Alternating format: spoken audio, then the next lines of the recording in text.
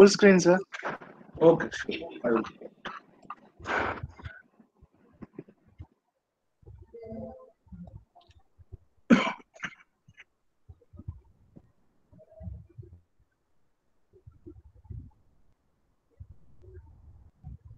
Now I think the full screen is on. No, you have to make No, it full still it screen. was not on, sir.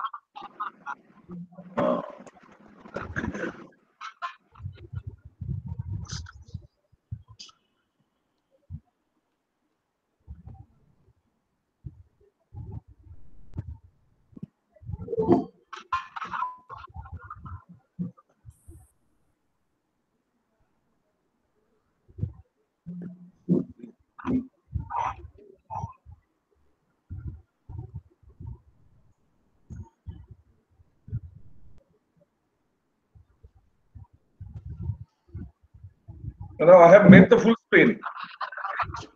Is it okay? No, sir. No. So we are able to see your entire screen now. So just there is a bottom. There is a bottom right. Least bottom right button. You just try to press that. Which one? From the slideshow from beginning? No, sir. In your entire screen, there is a right bottom button. It is for, I think, full screen. Extreme bottom. Extreme bottom. Yeah, near to that plus, sir. Let me check. Full screen. Yeah, you press that.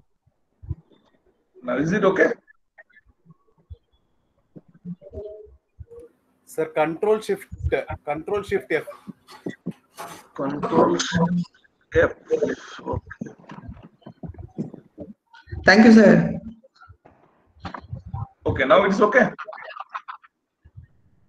No, sir. No, still it was in the same mode only, sir. Control F5. Press Control F5, sir. F5. Is it PPT? Yeah, control. Yeah. You just control F5. Give control F5. Control F5. 5. Control F5.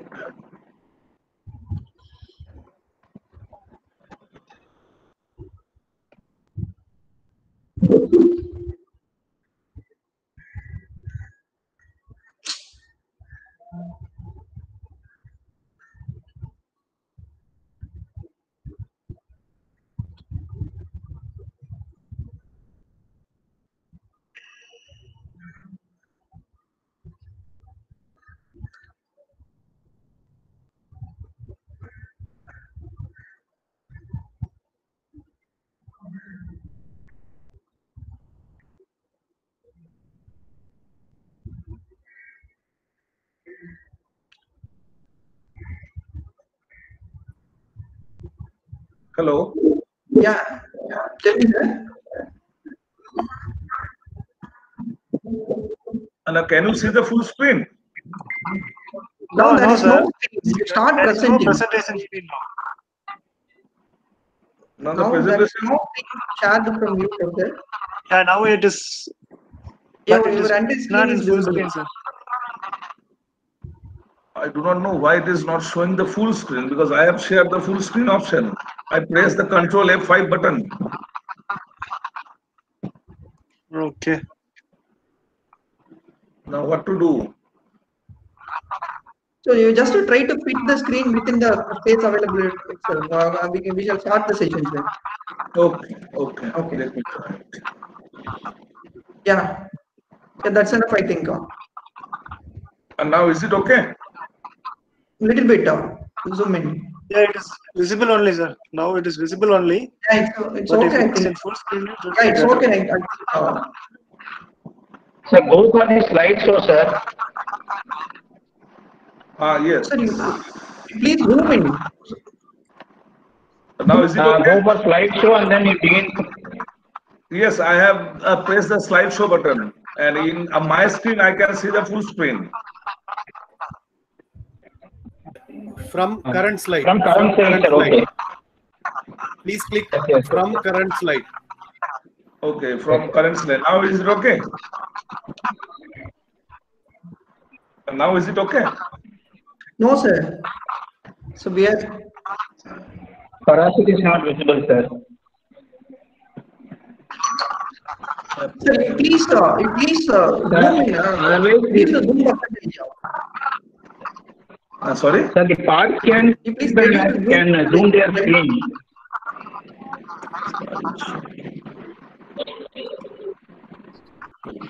Sir, Now is it he's okay? using Yeah, it's WPS. okay right now. Now it is okay, sir. Yes, sir. It's okay. Yes, sir. Okay. Thank you, sir. So, Thank you. okay, Shall we sorry start, for- sir? yes, yeah, absolutely, absolutely. Now we can Sure, start. sir. Okay, good morning, everybody. Yeah, good morning. Good morning, all of you. My dear faculty members, research scholars, and industry professionals. First of all, I am submitting my apologies for getting delayed. And very good morning to one and all. On behalf of the management, principal, faculty of mechanical engineering, and Indian Medical Society Forum, the Quantum Institute of Engineering Technology, and on my own behalf, I cordially welcome you all to the fourth session of our FDP on welding for additive manufacturing. Also, it's my great pleasure to welcome our research person, Dr. Prasanjit Chatterjee, Associate Professor and Head, Department of Mechanical Engineering, MCKV Institute of Engineering, Howrah, West Bengal. I feel extremely proud to introduce him through his short biography. Dr. Prasanjit Chatterjee is presently working as Associate Professor and HOD of Mechanical Engineering Department at MCKV Institute of Engineering, West Bengal, India. He has over 80 research papers in various international journals and peer-reviewed conferences, including International Journal of Production Research, Applied Soft Computing, Computers and Industrial Engineering, Management Decision, Clean Technologies and Environmental Policy, Journal of Cleaner Production, Journal of Natural Fiber, Benchmarking and International Journal, International Journal of Advanced Manufacturing Technology, Materials and Design, Robotics and Computer Integrated Manufacturing, to name a few. He has received numerous awards, including Best Track Paper Award, Outstanding Reviewer Award, Best Paper Award, Bright Researcher Award, Outstanding Researcher Award, and University Gold Medalist. He is the guest editor of several special issues in different focused and emerging social citation, that is Clarivate Analytics indexed journals. He has authored and edited books on decision-making approaches, supply chain, and sustainability. He is the lead series editor of International Perspectives on Decision Analysis and Operations Research, Emerald Group Publishing. Smart and Intelligent Computing in Engineering Series, CRC Press, Taylor and Francis Group. Dr. Chatterjee is one of the developers of a new multiple criteria decision-making method called measurement of alternatives and ranking according to compromise solution. It is Marcos. Now I proudly welcome our Professor Dr. Prasanjit Chatterjee, sir, for engaging the session. Respected sir, you may please proceed with the session now. Thank you, Dr. Swaran. From my side, I would like to thank Dr. Swaranjan for giving me the opportunity to present my talk and to share my experience with you all in this faculty development program on welding for additive manufacturing, organized by Indian Welding Society, the Forum of Coimbatore Institute of Engineering and Technology. So to begin with, or before going into the details of my slides, I would just like to share a few things with you all. This particular presentation is basically based on some managerial aspects to welding. It's called the decision-making aspects, or how the decision-making methods or models can be applied to welding technology domain. So to start with, first we need to know what is multi-criteria decision making. So basically, multi-criteria decision making, or popularly known as MCDM, is concerned with those situations where a decision maker or a policy maker has to choose the best alternative from a finite set of alternatives while considering a set of mutually conflicting criteria. It means that in practical situations or in our daily lives, we face a lot of issues or a lot of decision making issues where we have some number of alternatives. Those alternatives are basically are to be assessed on the basis of some criteria, and on the basis of this criteria, we need to identify the best solution. So the aim of the decision support is to assist the decision makers or the policy makers to make appropriate decisions. And those decisions must be consistent with their goals and objectives or preferences.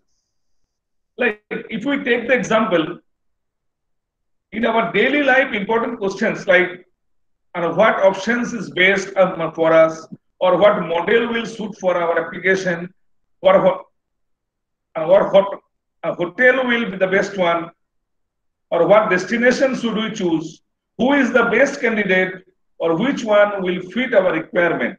Similar to all these daily activities or mundane affairs, there are some few examples like finding the best laptop model, selecting the best paper presenter.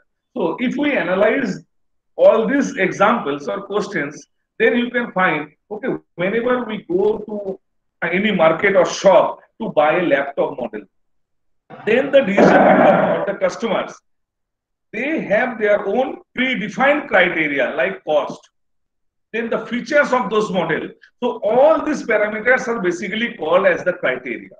And based on this particular set of criteria, somebody will like to choose a particular model that will best fit with his or her budget and his or her requirement. So this particular situation, when coupled with the mathematical treatment, it becomes multi-criteria decision making. So there are lots of examples and other case studies where practically we can apply these decision making tools for taking appropriate decisions. Now, if we talk about the common elements of any multi-criteria decision-making model or method, then we can find the central or the core element of any MCDM model has basically 4 parts. The first part is the alternative section. The second part is the criteria or factor or the attribute part. Third part is their weight of relative importance.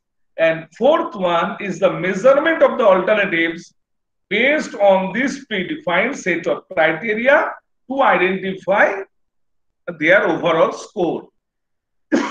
And on the basis of their score, we can rank the alternative and we can identify the best alternative. Now see, if we see the common elements, the alternatives are clear. Like go to purchase the laptop. So the different laptop models available in the shop, these alternative models are our alternatives. Or the alternative laptop models are called the alternatives in decision making problem.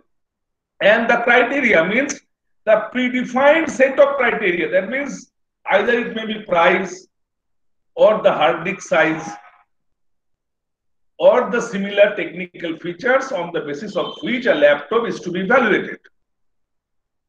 And the third element is the weight or the relative importance. That means, say, for a particular decision maker, say for me, if I go to a marketplace to buy a laptop, I will have some fixed price in my mind, or I will have a range of cost in my mind. That means I will buy a laptop in between say 40 to 50,000, not more than that. Otherwise, my budget will increase. Okay, so cost or price is one of the elements. Second thing, or the second parameter can be like, okay, I need 1 TB of hard disks. The third criteria may be I need a webcam. So based on these different criteria or parameter, I will select the laptop. Now, all these criteria may not have equal weightage or equal importance. Like for me, the price can be the highest priority, or the particular criterion price may have the highest importance. Now, for someone else, the size of the hard disk will matter more. So he will set, or he will give higher priority or higher weightage to, to the size of hard disks. So from situation to situation, from decision maker to decision maker, the relative importance or weights of the parameters or criteria will accordingly change. And finally, on the basis of these predefined set of criteria and alternatives, an overall score for each of the alternatives will be scored or will be calculated, and based on these scores, the alternatives will get ranking, and it is obvious that the alternative with the highest score will be treated as the best alternative. So this is basically the fundamental concept of any multi-criteria decision-making method. Now, if you see the second picture, so from this second picture, we can understand that any particular MCDM model application has basically two major phases. The first phase is known as the construction phase, and the second phase is known as the exploitation phase. Now, under construction phase, what we do? We collect the raw material, we collect the raw information, or the data collection process happens. That means when we intend to buy a laptop, we need to collect some data regarding, okay, what models are available in the market, and what are their price ranges, then what will be the size of the hard disks. So these are the data that we should or we need to collect. So information or data collection is the first step of any decision making. Now, once this data is collected, those data will be sent to interface part or the modeling process part, where we will apply some mathematical equation or some mathematical treatments will be given to this data, and then the scores will be aggregated, and finally, based on score, a recommendation or a ranking will be made. So there are basically two distinct phases. The first phase is the construction phase. It includes two steps: information or data collection, and the modeling process or the interface part or the actual mathematical treatment part. And the exploitation means we need to exploit the data, we need to exploit the obtained result in form of some scores and the ranking, and on the basis of this ranking, some recommendations, some decisions will be made. So this is basically the fundamentals and common elements of any decision making method. Now, if you see this chart, this flow chart shows a typical decision making process. Okay, so if we start from the extreme left side, the first block says problem identification. That means first we need to identify the problem or the objective of the problem. And why should we need, or why would we need application of decision making model? So problem identification is very important. And now once the problem is identified, we need to explore the problem to collect the information or the raw data. That means the problem exploration and information processing or data processing. Based on this problem exploration stage, we can easily collect the required data. Now, once the data are collected, or once the information is collected, it will be screened. It will be screened to reject the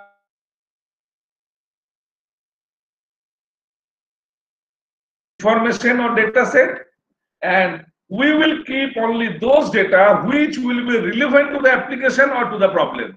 Rest of the data will be discarded.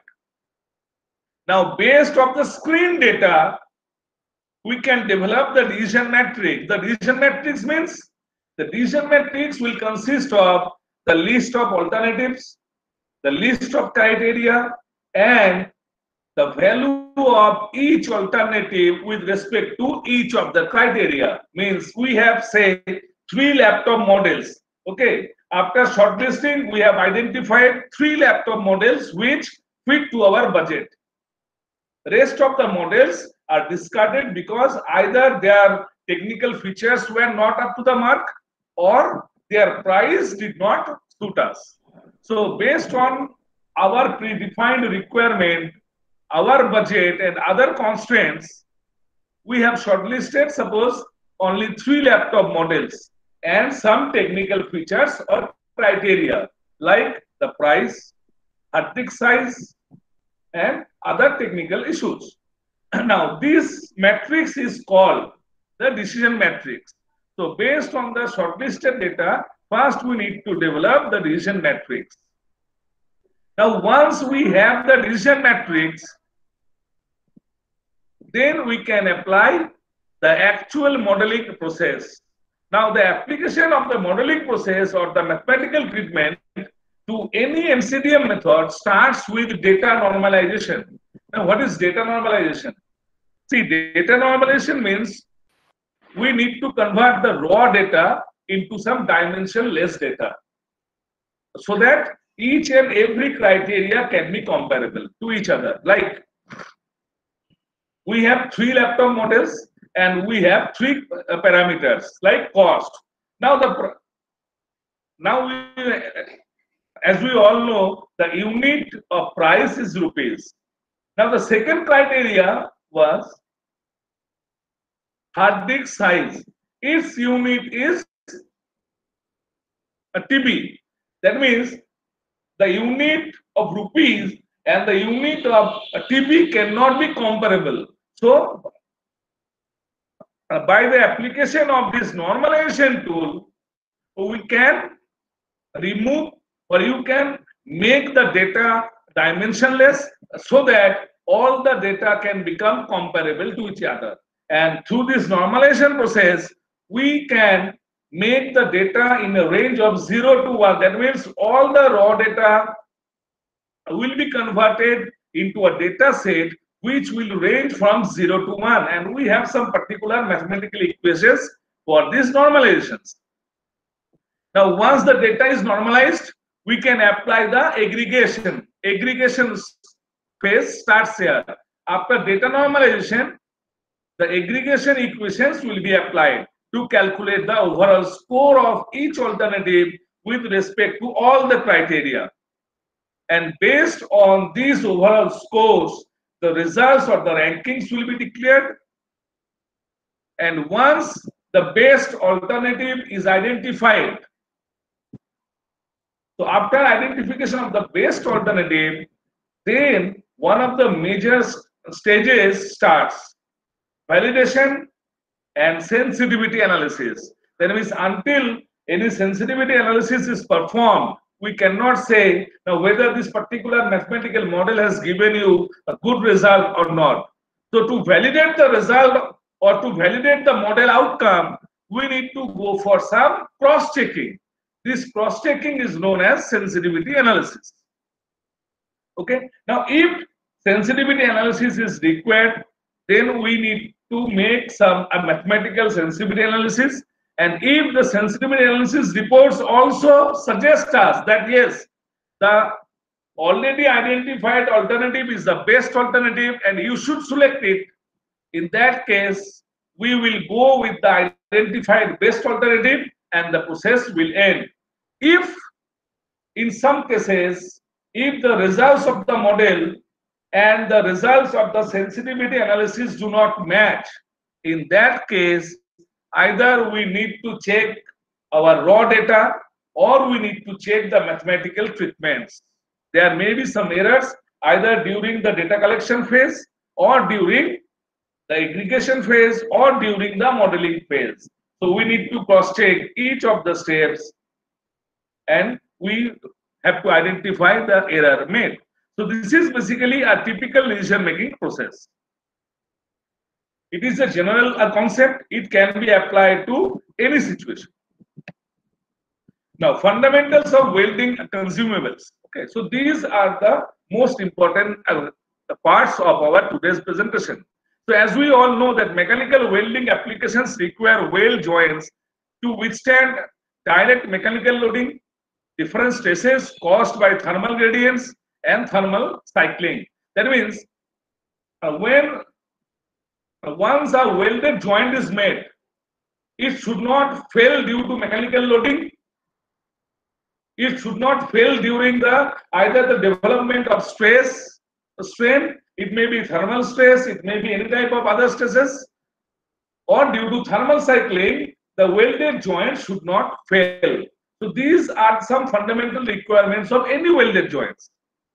If the joint fails during service life, it could lead to catastrophic consequences. It could lead to entire product failure and so on. So, in order to increase the service life of the welded joint, if we want to improve the service life of the joint, it should have improved mechanical and chemical properties like impact toughness, strength, ductility, and corrosion resistance. Okay, so that the welded joint can work for a long life. So these desirable mechanical and chemical properties can be achieved. Okay, it means like impact toughness, strength, ductility, corrosion resistance.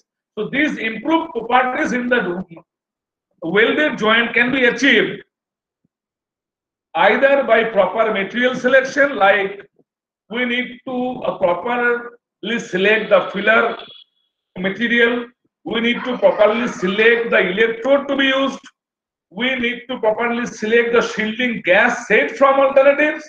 So these parameters are to be properly defined. And the second option is welding process parameter selection. That means to give the welded joints a better service life and to impart some improved mechanical qualities, we can go with two stages. The first stage is related with the proper material selection. Like in any welding, there are basically few sectors where material selection plays an important role, like the filler material. Okay, for a combination of welding or for a particular welding combination, the filler materials are fixed. We cannot change those filler materials. Otherwise, it can catastrophically impact the welded joint strength, or the quality of weld can be severely damaged. Electrode plays an important role in many weldings.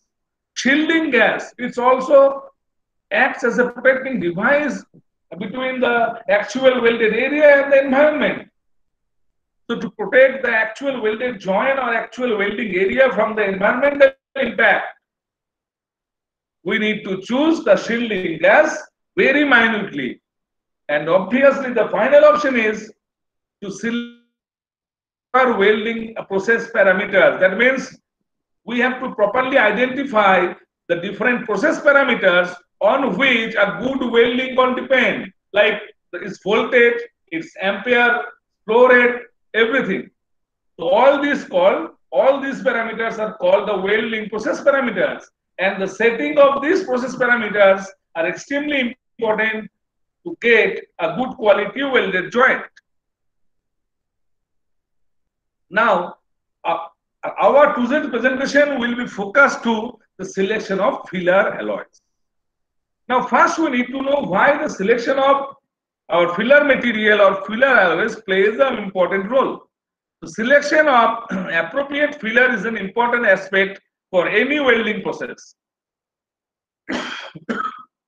A welding consumable like filler material has to be appropriate for the base alloy chemical composition. That means, as we all know, that for most of the welding processes, the filler material must match the base alloy chemical composition. That means the composition of the filler material and the composition of the base alloy, they should match with each other. Otherwise, there will be some catastrophic impacts and it will ultimately affect the welded or the weld joint quality. So the need for matching the filler materials is dependent upon the joint type and loading condition. So joint type, okay, what is the type of the joint and what type of load will be applied to the joint? So based on these two parameters, the choice of the filler material mostly depends. The visiting team will be visiting. Okay. Now, if the decision makers fail to identify appropriate filler material, then defects like porosity, solidification, cracking in fusion welding, particularly in pulse stick, will occur due to improper filler alloy selection. So these are some of the particular or specific impacts of improper filler material selection. Selection of suitable filler not only depends on mechanical properties, but also it depends on the microstructural characteristics required for the weldment of the application. That means this particular filler material selection does not depend solely on the mechanical properties. So it is a very wrong concept that the filler material or the selection or choosing of the filler material solely depends on mechanical properties. It's not absolutely wrong. It depends equally on mechanical properties, but also it depends on the microstructural characteristics of the weldment. So we need to keep both the aspects in mind when selecting the appropriate filler material for a particular welding application. Some other parameters like strength, toughness, ductility, corrosion resistance, sensitivity to cracking, and low temperature service quality are dominant factors in deciding which filler to be used, because some welded joints can be there which will work under low temperature service or low temperature environment. That means the welded joint for higher temperature environment and the welded joint for lower temperature environment should not have the, or will not have always the similar qualities or similar strengths. So these two type of welded joints must have some differences in their weld joint quality. And filler material is one of the important factors that directly affects this thing. Next, we will talk about the deficiencies in an existing filler material selection process. Now, in industry, if we go for the industry persons, or if we talk to the industry persons, or if we go through the different literatures published in this particular domain, we can identify that there are numerous charts on filler materials. For selection of filler materials or for the selection of filler alloys for different aluminum combinations. Even they recommend various filler options for joining same combination of aluminum alloy, because they practically use their own perception, experience, and previous case studies. So based on the previous case studies or applications, those charts are basically made. And if we go through this chart, we can find that for the same combination of aluminum alloy, different filler materials are suggested for different purposes. So it may make the decision maker confused. For my particular application, which filler material to be used? So these charts are made according to the common understanding that tensile strength of filler material should be matching with the base metal. Okay, so these charts are basically based on the notion that only the tensile strength of the filler material should be matching with the tensile strength of the base metal. But this is practically may not be feasible always. Matching tensile strength often do not result in appropriate yield strength, because yield to tensile ratio for most of the aluminum alloys is lower than that of the deposited weld. So this is one of the important parameters which the charts ignore. That means tensile strength matching with the base material. That means the proper matching of tensile strength between the base material and the filler material may not be practically feasible always, because the yield to strength ratio for most of the aluminum alloys is lower than that of the well deposited in the well-made area. So this could lead to either overmatching or undermatching. There may not be the exact matching, exact mapping. So either there will be overmapping or there will be undermapping of properties between the well and the base material. Between the filler and the base material, there may be either overmapping or undermapping. So while overmapping properties may not be the economical choice, because if you need, say, only 100 Newton of force, but if the math says the required force is 500 Newton, and you need to select this particular material, and due to this, the price will increase. So it does not make any practical sense. So the overmatching or the overmapping properties will always incur from some extra cost, which may not be practically feasible for the industrial organizations.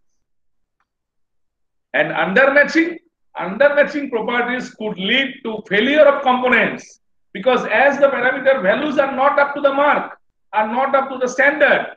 So for this particular application, those values may work, may not work. So undermatching properties could lead to failure of components where higher yield to tensile ratio is expected. Like if the ratio was expected to be 5, but you are getting only 3.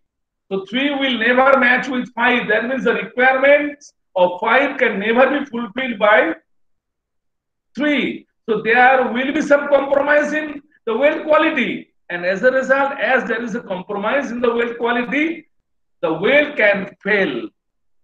Examples of these catastrophic failures include the components which fail in the buildings subjected to inelastic deformation in large earthquakes. As we can see that when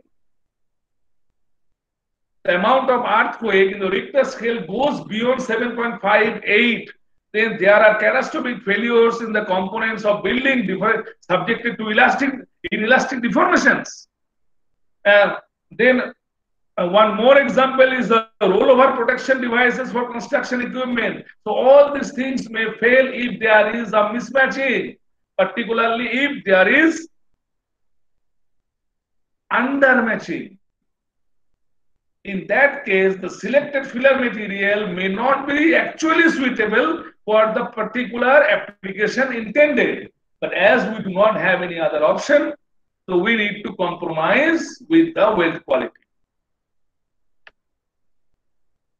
Now, first we need to know what materials are predominant, or what are the different properties which are predominant for structural applications.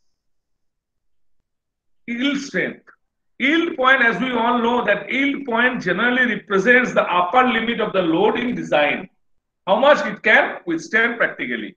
So filler alloys selected should have higher yield strength than the base metal. If the filler material is having higher yield strength than the base metal, so that properly executed weld becomes stronger relatively to the base metal until the weld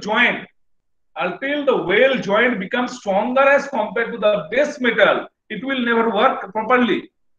So it is better to keep the yield strength of the filler material more than the base material. Okay, so that the welded joint can have more strength as compared to the base metal. Now the second parameter is tensile strength. It is also known as the permanent deformation strength, as we all know.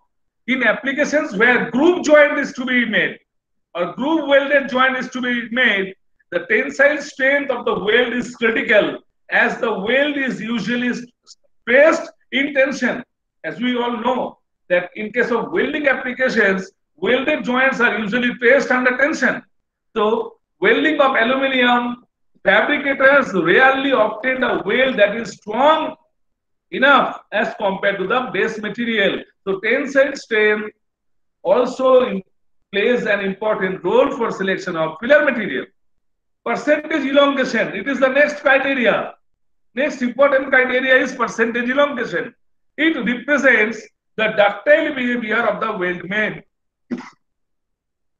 It indicates the ductile behavior of the weld main. Buildings subjected to inelastic deformation during large earthquake requires very much ductile property, otherwise the components of the building will gradually collapse.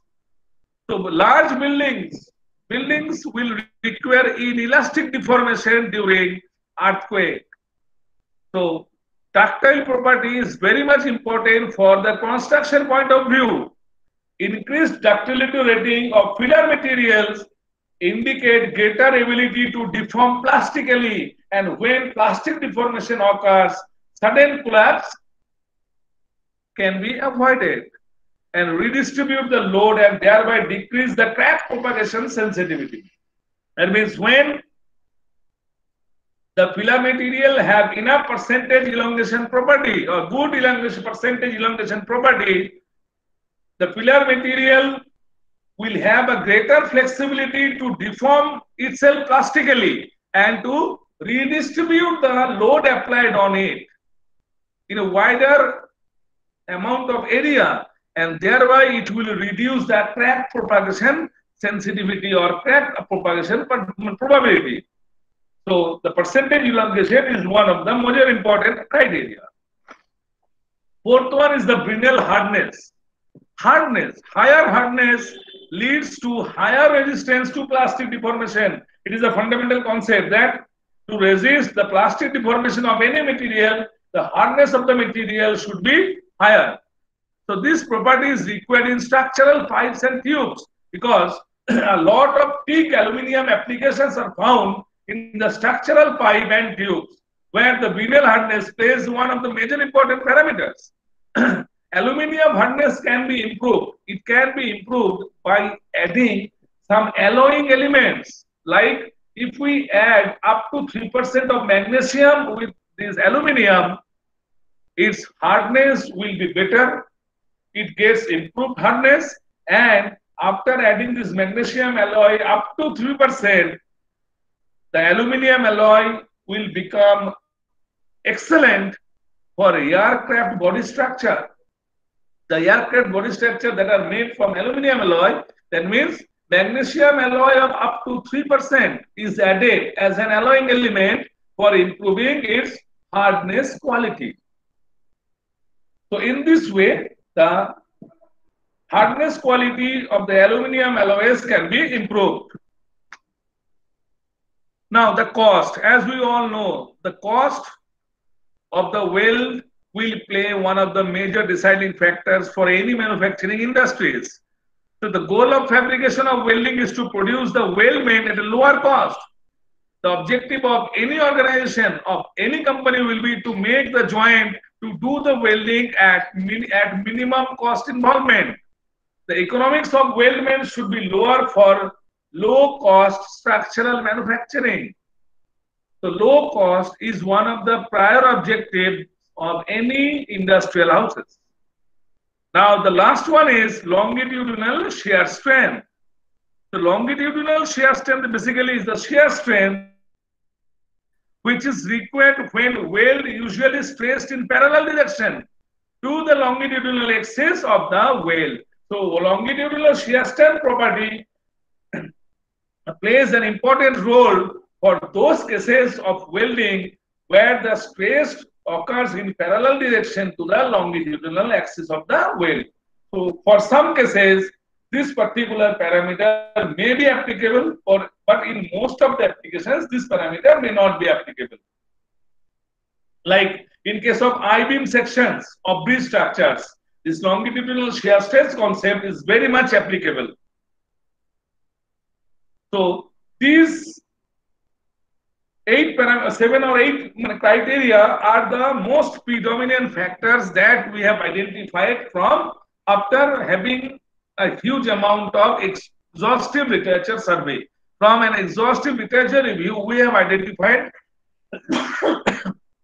these 7 to 8 predominant criteria which are having utmost importance for selection of filler material for any welding application.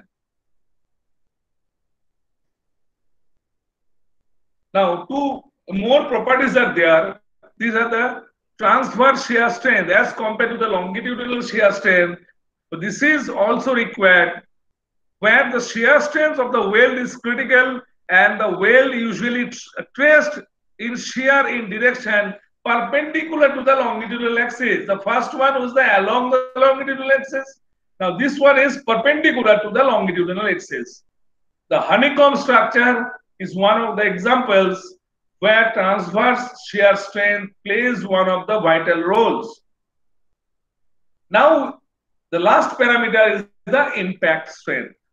So as we all know that impact strength means it is the rating which indicates ability of any aluminium or any weldment to deform plastically in the presence of stress pressures without low energy initiation and propagation of cracks.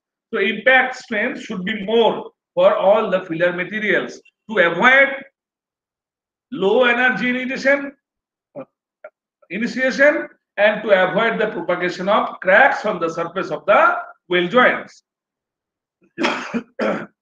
Like diesel engine vessels, LPG storage tanks, oil tanks, and pressure vessels where protection against cracking of weld is of prime consideration. So in case of diesel engine vessels, the gas tanks or the gas storages, oil tanks, where the crack propagation is very important, it must always be avoided. In those applications like oil tanks, LPG tanks, the pressure vessels, impact strength of the filler material plays one of the vital roles.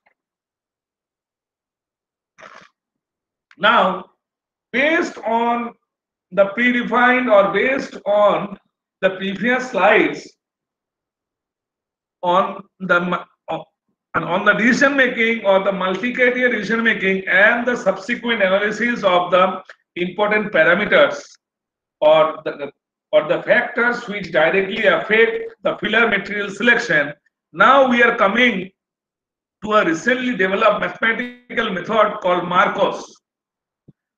Me and our team has already developed this method, and this method was published in Computers and Industrial Engineering in the January issue of 2020, in the January issue of Computers and Industrial Engineering.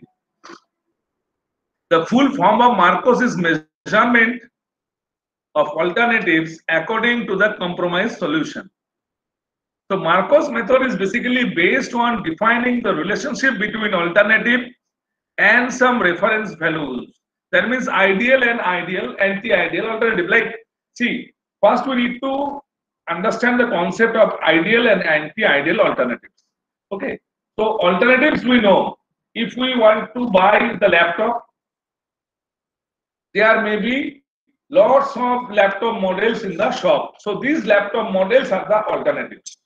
Now, the decision maker can have one laptop model in his mind as the ideal alternative. That means he will buy a laptop which is more closer to the virtual laptop model which is kept in his mind.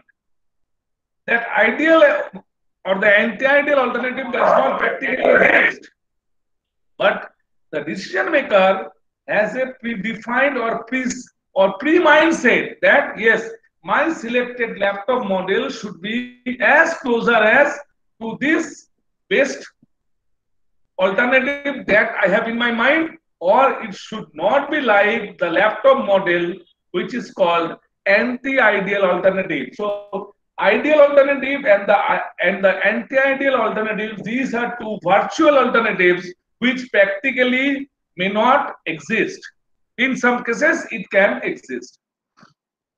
So on the basis of these defined relationships, utility functions of the alternatives are determined and compromise ranking is made in relation to the ideal and anti-ideal alternatives. So Marcos method is basically having several steps, very easy steps. The step number one is the formation of an initial decision matrix. As we have already said, that initial decision matrix means after shortlisting, suppose 10 alternative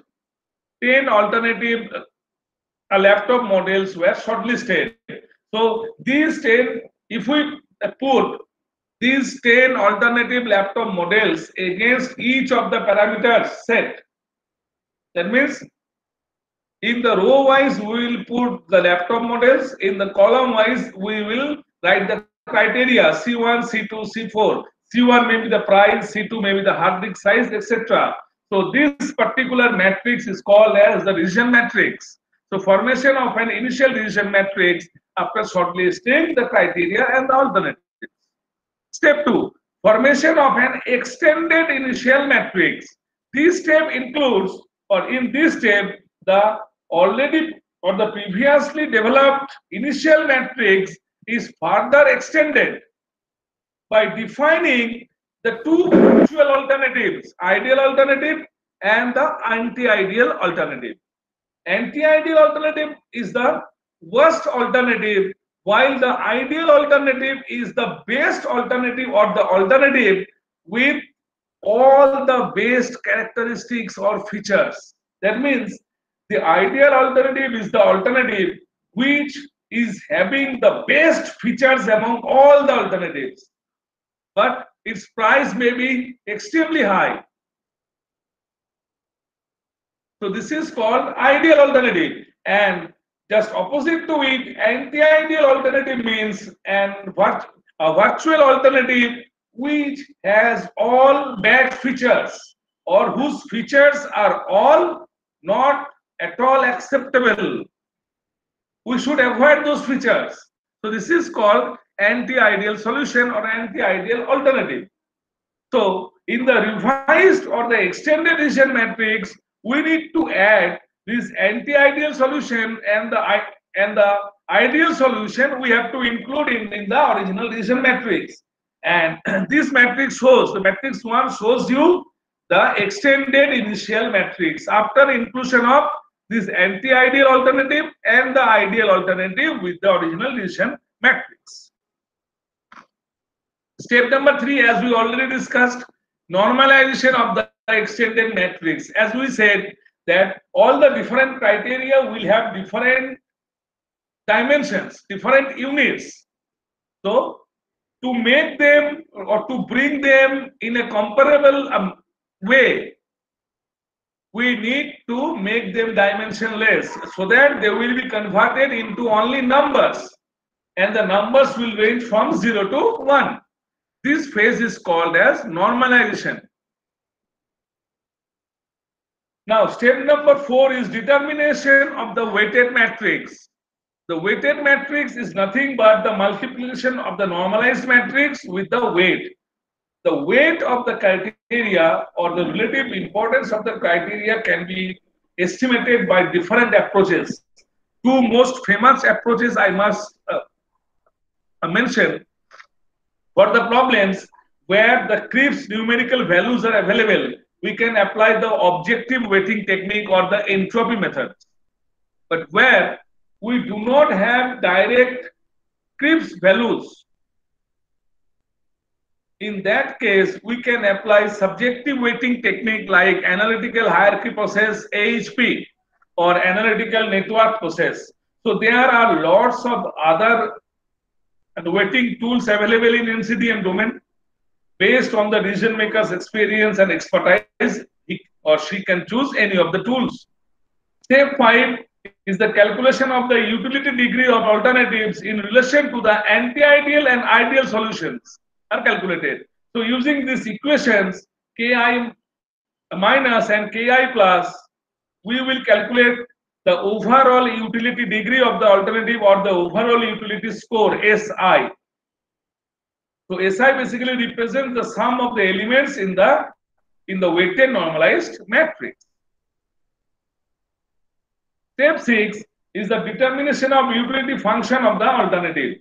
So this is the last, or I should say, this is the most important step of Marcos method, because based on this step, the ranking of the alternatives will be derived.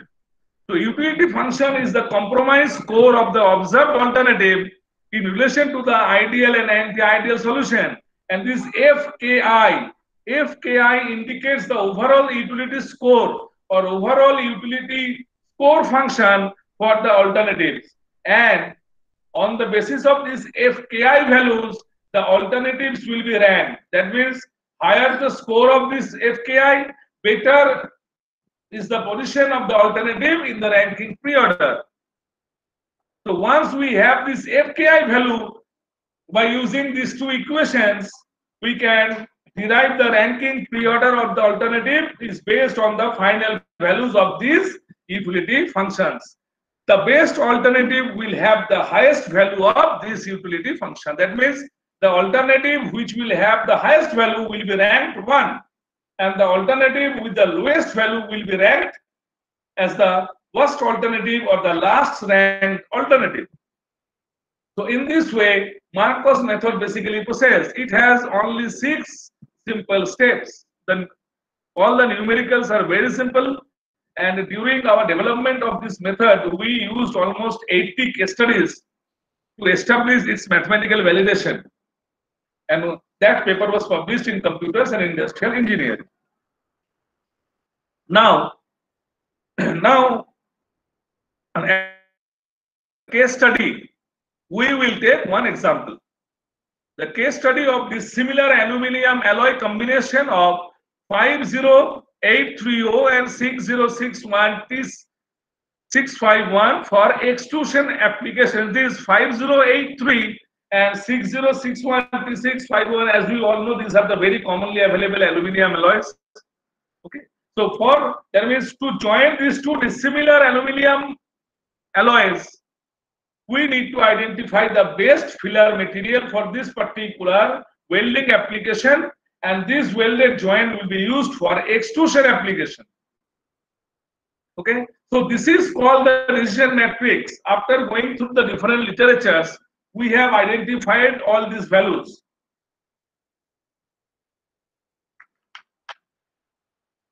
And all the references are given at the end of the slide. Okay, so we have identified that basically 5 filler alloys: ER5356, ER5556,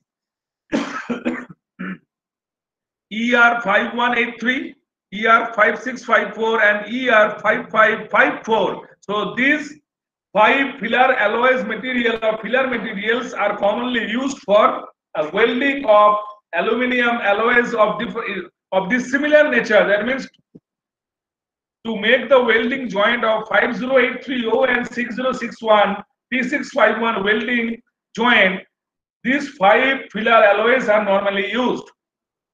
And as we have already identified the criteria, like C is the cost, YS indicates the yield strength, TS is the tensile strength, E for elongation, PH for Binel hardness number, longitudinal shear strength, tensile shear strength, and the impact strength. So these are the identified criteria, and we have identified this criteria after having an exhaustive literature survey. And all the values, so these values makes the component of the decision matrix. So these are the values. These are the values means, that means the filler material, the first filler material ER5356 is having a base price of 13.5 rupees, say. That means 1 unit of this filler material will cost say 13.5 rupees, although it is in dollar. Next, sorry, the yield strength of the first filler material ER5356 is 268.89 Newton. So from this table we can see the different mechanical properties of the different 5 filler materials. Now see, we have 8 different criteria. So we have 5 alternative filler materials and 8 decision criteria or decision factor. That means we need to identify out of this 5 filler material which filler material will be best for this 5083 and 6061 welding operation. So we have to identify which filler material out of these 5 alternative filler materials will be best for this particular welding operation on the basis of these 8 criteria. Now, I forgot to mention one thing, that in MCDM there are basically two types of criteria. One criteria is known or called as beneficial criteria, and the other criteria is called as the non-beneficial criteria. Like the beneficial criteria means these are the set of criteria where we would prefer always higher values, like yield strength, tensile strength, elongation. In welding, these values should be as higher as possible to have a good quality welding. But at the same time, cost is a non-beneficial criteria, because the objective will be to minimize or to always minimize cost. So cost is a non-beneficial criteria where we will prefer lower values. So where the higher values are desirable, they are called as benefit criteria or positive criteria, and the criteria for which we will desire for lower prices or lower values, they are called non-benefit criteria or cost criteria. Okay, now we have estimated the weight or the relative importance of these 8 criteria by using the entropy method. These values simply indicates that the criteria cost is almost 9% important. Yield strength is 15% important. Tensile strength is 9% important. Elongation is 10% important. Vinyl hardness is 22% almost important. So these criteria weights basically indicates the relative position or the relative preferences of the criteria. Which criteria is preferred more than the other criteria. So the weight, okay, these weights are very useful for any MCDM method, because based on the weight, the actual results may change in any MCDM method. Okay, and we have identified these 5 filler materials which are available in the literature, as well as the different filler charts, filler material charts. Now, if we start the application of the Marcos method, as we already said, I am just going back to the previous slide. So, step 1 is the formation of an initial decision matrix. So, this is the formation of the initial decision matrix, or table 1. So, this table is particularly called as the initial decision matrix. Okay.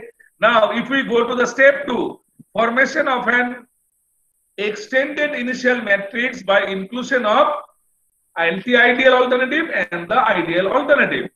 So, table 2. So, this is the extended initial decision making matrix, where along with the black portion, this black portion was the original values. We have added 2 more rows, one in the orange color and the other is in the green color. Orange color indicates the ideal or the anti-ideal alternative values. Okay, this is a hypothetical value. Now, how we have obtained these values? If you check, as I said, anti-ideal alternative is that alternative which will have inferior values among all the criteria. So we have just taken the lowest criteria values and we have put these values, like in column C, we have the cost of ER5356 is 13.5, 16, 15, 17 and 13. So the lowest value becomes 13. So we are taking the cost of this virtual anti-ideal alternative as 13. Yield strength, the minimum yield strength value is 124. So we have taken this minimum value. The minimum tensile strength value is 186. So we have put 186 here. So in this way, we have formed this anti-ideal alternative. It does not exist, as I have already mentioned. It is basically a virtual alternative which will be used for a comparative analysis. Now, the ideal alternative means it is just opposite to the anti-ideal concept, it will have all the best values, all the higher values. Like for the impact strength criteria, the maximum value is 18.2 for ER5356 filler alloy. So we have put the impact strength of this ideal alternative as 18.2. That means maximum of this particular criterion value. So in this way, we have selected all the parameter values. So this is the extended initial decision matrix.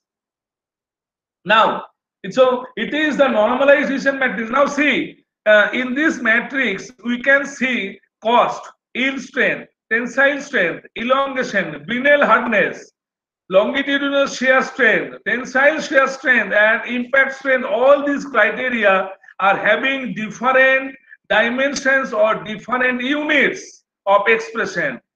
That means I cannot compare cost with yield strength with Brinell hardness with impact strength or longitudinal shear strength. So to make all the criteria and the alternatives mutually comparable, we need to convert this raw data into a comparable scale by applying the normalizing concept. So we have applied the normalizing, we have obtained the normalized matrix as shown by the equation, and we have obtained all the normalized values ranging from 0 to 1. After application of the normalization equations, all the values will become in the range of 0 to 1. So from this you can see all the values are in the range of 0 to 1. Now it is the weighted normalized matrix. It means it is nothing but the multiplication of this normalized matrix with the criteria weights as we have already shown. So these are the weights of the criteria. If we multiply the weights with the normalized value, with the elements of this of the entire normalized matrix values, we will get 6. So this matrix is called as weighted normalized matrix. We are just multiplying the weights of the criteria with the criteria normalized values. Now see, so this table basically indicates the final results of Markov's method in a comprehensive way. So first we need to identify the SI, Ki minus, Ki plus, Fk minus, Fk plus, and finally the overall score or overall performance score or the overall utility function of the alternative. So as we have already shown the different equations, I am just going back to the earlier slides.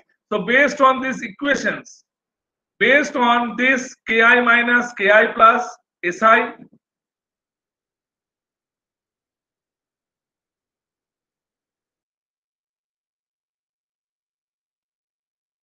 here calculated, and we have just given all these values. So this Fki indicates the overall utility score or overall utility function of the alternatives, and you can see that based on this overall utility score, we can see the third filler material ER5183. This ER5183 material has obtained the maximum overall score value of 0.769. So accordingly, it has obtained the first rank. So from this analysis, we can say that ER5183 is the best filler material for this particular application, and this particular filler material is to be selected for getting a better quality weld. Now, so this table also indicates that ER5183 is the best material, followed by ER5356 filler material, and ER5554 has been ranked as the fifth or the last alternative. That means we should always try to avoid using this particular filler materials. Otherwise, we need to compromise with the quality of the weld. So in this way, these decision-making approaches help us to identify the best alternative, and on the basis of their recommendations or results, we can take appropriate decisions.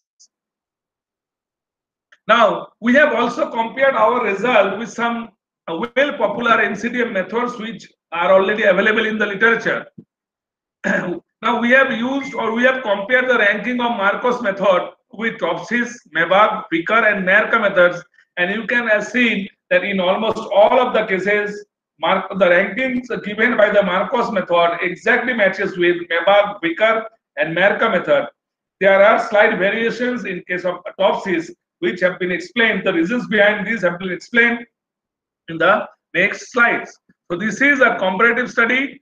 So all these vastly applied other decision-making methods also suggest that the ranking given by the Marcos method is quite reliable and robust. So we can say that ER 5183 is the actually the dominant filler material for this particular application, and it is suggested that the decision maker should select or should give a priority to ER 5183 for selection. Now the conclusions. A new method called Marcos is proposed for selection of welding consumables, which uses the ratio method and the reference point approach to obtain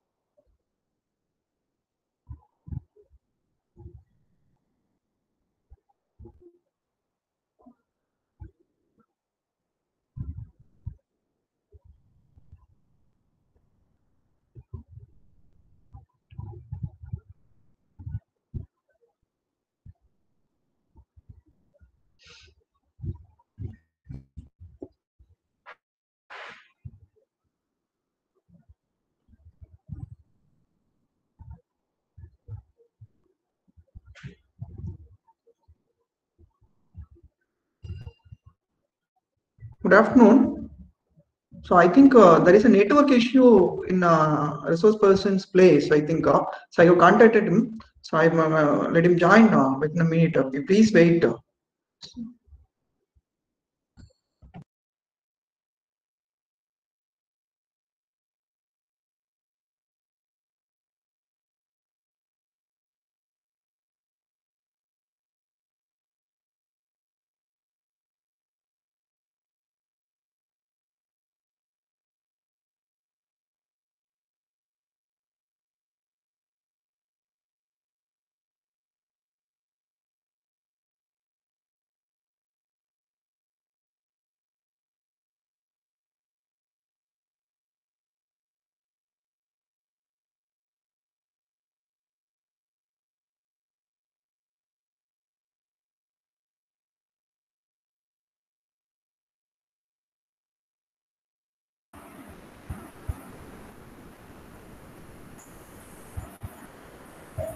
Hello, sir.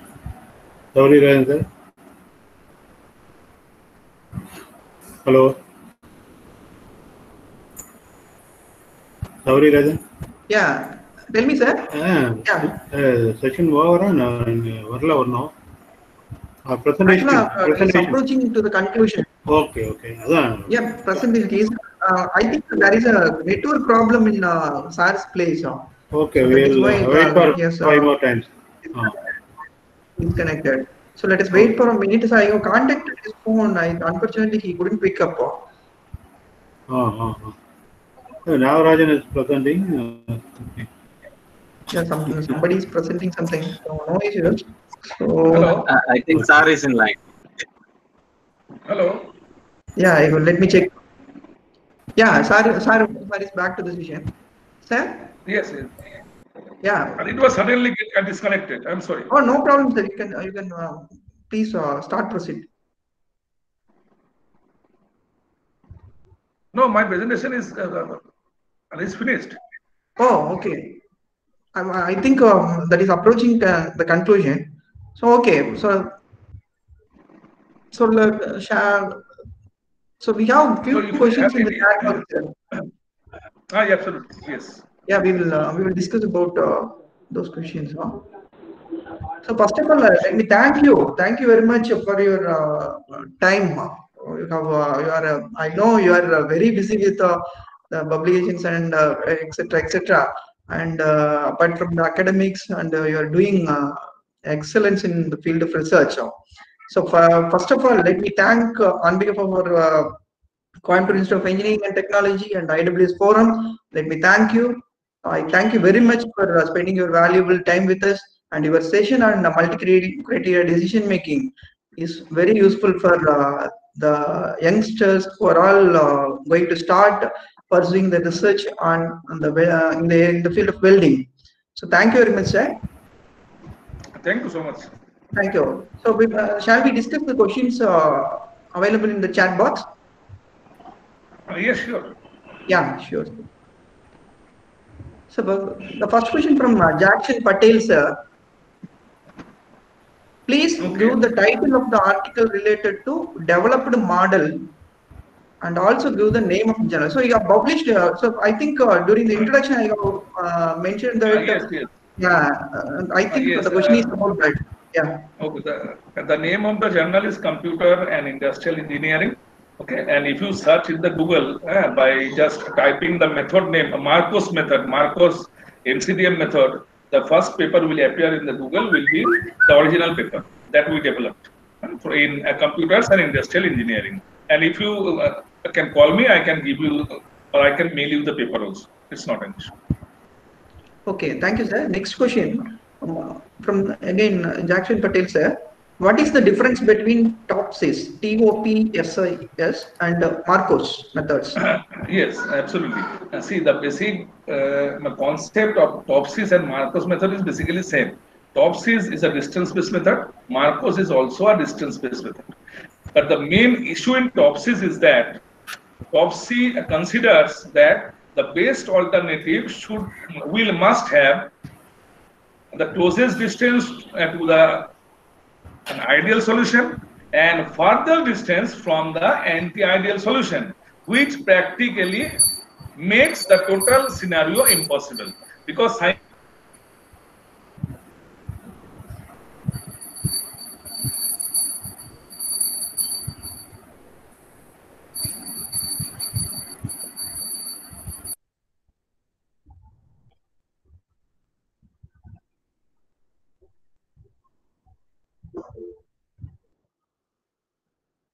So now you can continue, sir. I think nothing is audible. So no, nothing. I think Sir is facing some serious issues with the internet. am I audible? Yeah, are you okay now, sir? Yes, am I audible? Okay. I will continue. Hello. Yeah. Sir, are you hearing me? Yeah. Okay. Next question. Okay. Are the welding consumables same as in the conventional welding processes? Any specific chemistry to be controlled? Question from Ashok Rai. Yes, absolutely. See, the conventional welding process parameter and the advanced welding process parameters may not be same. Okay, there will be some fundamental relations or fundamental parameters may be same, but for the advanced welding techniques like SWAM, I have already mentioned that you need to study properly the actual process parameters which are applicable for the advanced welding techniques. There may be few similarities between the fundamental or the classical welding techniques and the advanced techniques. Okay, few parameters may be same, but there may be some specific parameters for those advanced welding techniques which may not be applicable for the classical one. It always occurs, and for that we need to go through the literature in more exclusive way and to find out what particular criteria will be suitable for this and advanced welding techniques. Thank you, sir. Next question from when considering corrosion as the predominant factor in the welding, how do I choose a filler material for low carbon steel, that is weathering steel, Corten A588 grade steel, used for construction applications having carbon content of 0.12%? Sorry, what is the question? When considering corrosion as the most predominant factor in the welding, how do I choose a filler material for low carbon steel?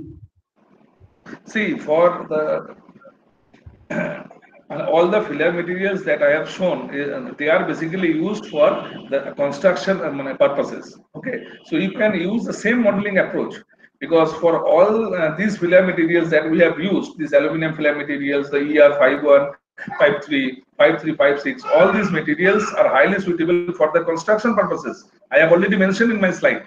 So you can use the same criteria for shortlisting of the filler materials, and you can apply any decision making model to identify or to derive the ranking pattern of these materials. Thank you, sir. One of our participants, I think Mr. Amit Singh has answered for the question in the chat box. We may use copper cladding on Corten A588, then use low carbon welding alloys such as ER. Yes. Yeah. However, speaker. There are a lot of options. Okay, thank you, sir. Do you want to suggest anything more than this, sir? No. Okay, see, thank you. There may be lots of applications. Yes. Lots of other materials also. Now you need to identify the material suitable for your particular application, because there are lots of other construction applications also, and the requirements will be different. The applied load, so everything will change. So according to your requirement, you need to shortlist the filler materials, and the charts can be helpful initially.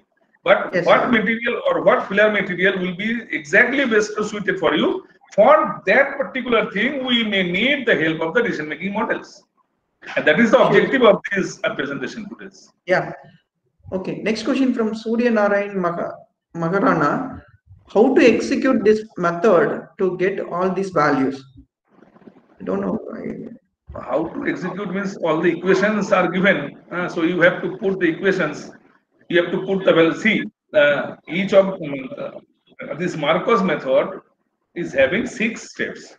The mathematical equations related to the 6 steps are given to you.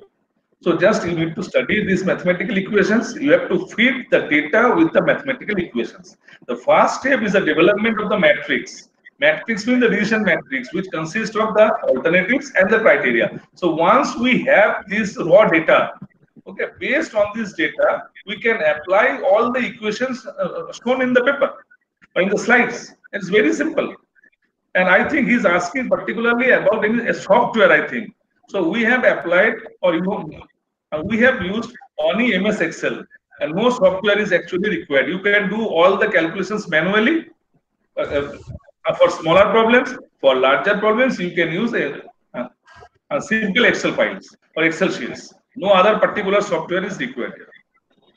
Thank you, sir. Next question is from Praveen J. Sir, cost should be low in ideal alternative and high in anti-ideal alternative. But in the table 2, lower cost is taken anti-ideal and higher cost is ideal. Yes. Yes, it is a typing mistake. But you are absolutely correct. And thanks for correcting this. It is absolutely correct. It was a typing error. Yeah, okay, sir. Thank you. Next question. Sir, can you explain normalization step again? Yes. See, the normalization means basically, okay, once the raw data or the first initial decision matrix is obtained, as we can see, it consists of the alternative list and the criteria. Now we have the criteria of cost, then a tensile strength, then yield strength, longitudinal shear strength. So you can see that the units of all these criteria are different. So we cannot compare price with yield strength with shear strength with price. So they are basically incomparable. So to make them comparable or to convert them in some particular number without any dimension, without any unit, these normalization techniques or equations are applied. Now in MCDM there are lots of normalization techniques. Two mostly applied techniques are the linear normalization and the vector normalization.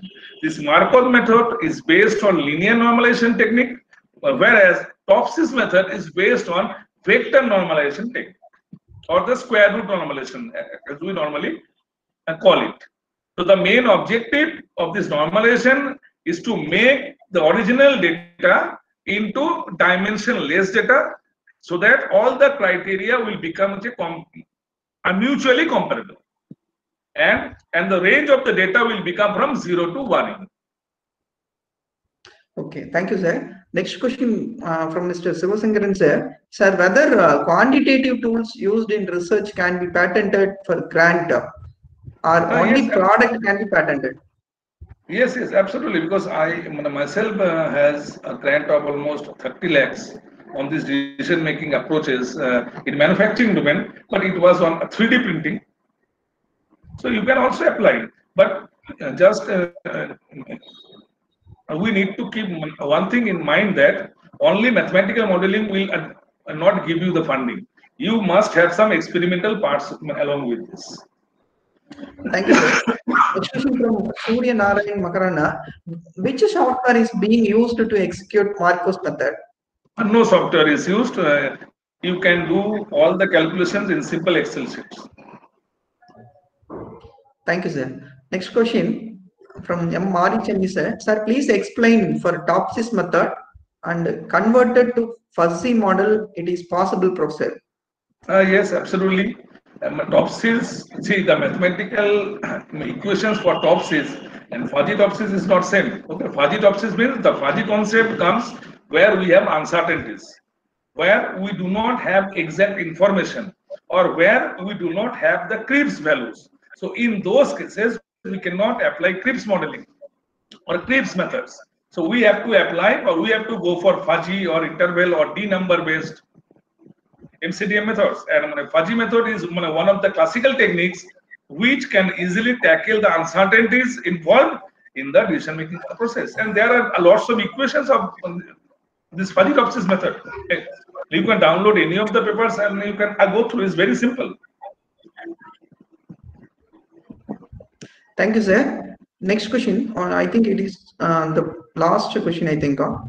Sir, regarding friction stir welding, tell me in brief.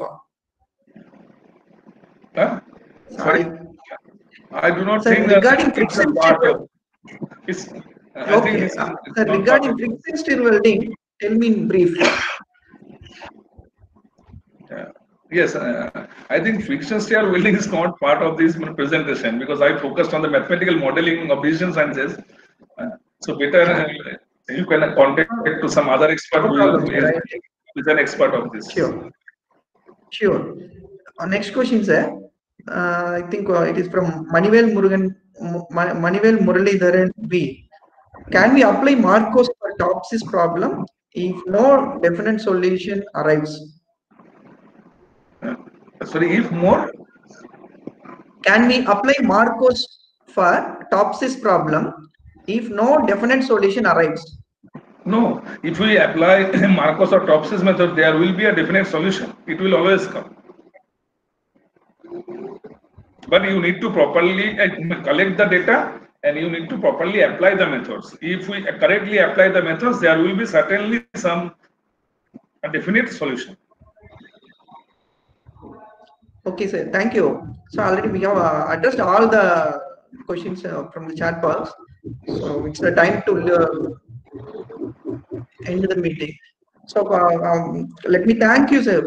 First of all, I will. I'm very much happy to have a session from you. Once I just thought about to arranging an FTP, and I was searching for a people, and I got a contact from a WhatsApp group, and I approached you. Immediately, you accepted our invitation, and now you have covered the valuable session to our participants. Thank you, sir. Thank you very much. Thank you, Doctor, and thank you giving me the opportunity to share my experience with all the faculty members and the newcomers. And if for any situation, if you need any sort of help, if you need any sort of suggestion, okay, you are always welcome to contact me. And I have also having some book series. If you have some book proposals, we can do there. Okay, it's not an issue. So with all these things, I wish all the best for you all. Thank you. Yeah, thank you, sir. Thank you, sir. So, dear participants, sorry, guest editor, and he is very well known editor of various book publishers. So, if you want, or if you come across any idea to have a publication of book chapters, you may contact sir. He is easily approachable. So, shall we end the meeting now, sir? Okay, sure. And everybody is most welcome. Thank you very much. For any book or book chapter publication, there are lots of opportunities going on. Okay, keep in touch. And we will share all the Sure, sir. details. Sure, sir. Thank you very much. Thank you. So, dear participants, so I will share the session feedback link to your WhatsApp group. So please fill it up. So we will meet you tomorrow. Thank you. Thank you very much.